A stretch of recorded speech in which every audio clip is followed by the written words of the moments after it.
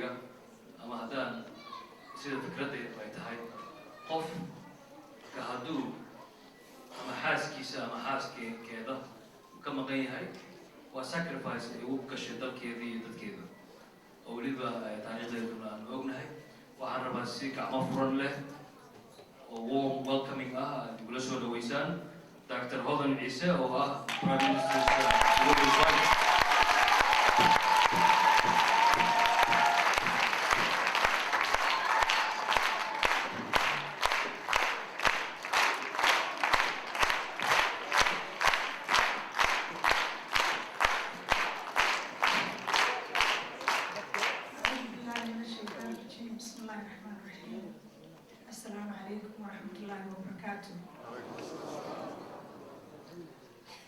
I'm very afraid tonight.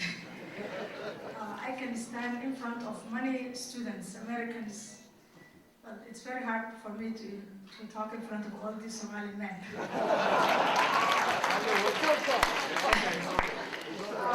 I really want to thank our Turkish friends, and I was truly, and I felt deeply their presence. I was one of the people who welcomed the Prime Minister and his family. At the time, Mogadishu was considered to be one of the deadliest and safest city in the world. The leadership, generosity, and the compassion they showed the world caught the world by surprise. And as many of the people who were before me said, this was truly a signal from a brotherhood that actually was established long, long time ago.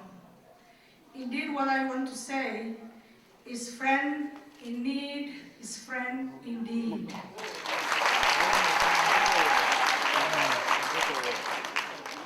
I do know that these days polarization and division is one of these things that exist in the world. We are all polarized, we are all divided, but we are all one.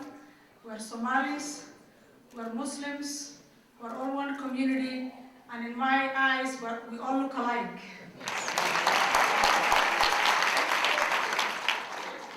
We have to really think about our quest for justice. There's a lot of injustice that's been committed, not only through war, but through our voice, through our actions. And in fact, my daughter told me 2 nights ago when I told her I was going to Minneapolis, Minnesota, she said, Mom, I saw you going to Minnesota. I saw you speaking at Minnesota 2 years ago, in 2009. And she saw me saying to Minnesota, people here who live in Minnesota, here is where you cultivate hate.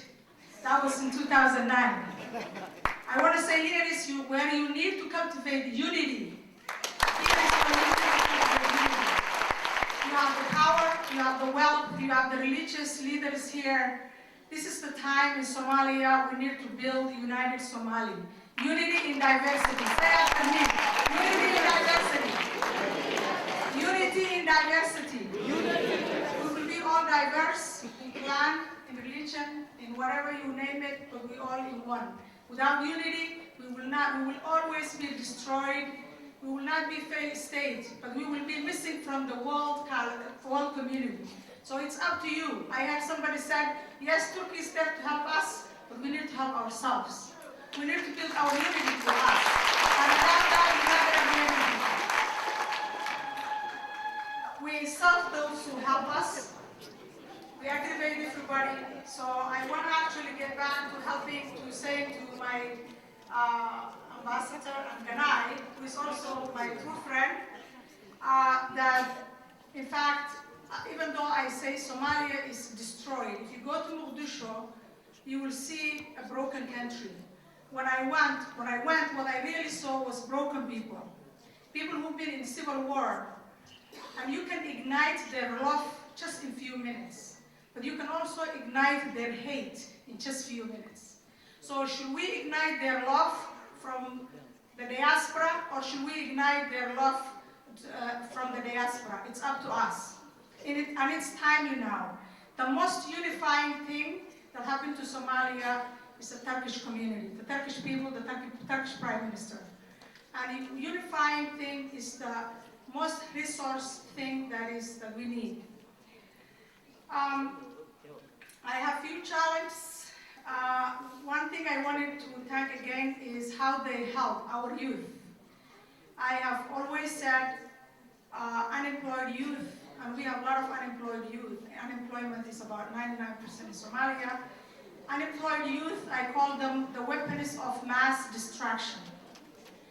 Why? You see the kids who are holding the weapons, who are dying in this failed migration, where they're trying to find opportunity, but they find death. We have the kids who have been recruited to Al-Shabaab because they don't have other alternatives, no investment in education. Clan warriors who are selling qaf or using qaf. Turkish were the first group who make our youth, who is our promise and our potential, who saw that potential and who are helping that investment. And thank you. I just want to say one more time, it's us to take a holistic approach and look inside ourselves and actually have a paradigm shift. In fact, what we need to know is for the last century, 2 million people died in war, revolutions, and genocide. And there are many Somalis who have been added to that statistics. War kills, and we know the consequences of war. So it's time that we need to resolve our conflicts through non-violent ways. I have a challenge for the Somalis and also for my Turkish friends. Since I get the power of having the opportunity to get the voice, to the microphone, my challenge to my friends is that I want, and this is my wishful thinking, from my Turkish friends to build women and children maternity every district in Somalia.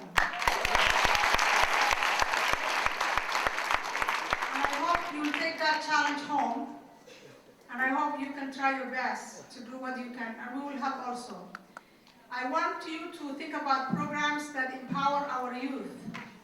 We want our youth to be our promise, our potential, not our problem. The challenge to my Somali community here. I want you to use your voice and action to unite Somalia. Unity in diversity. Thank you.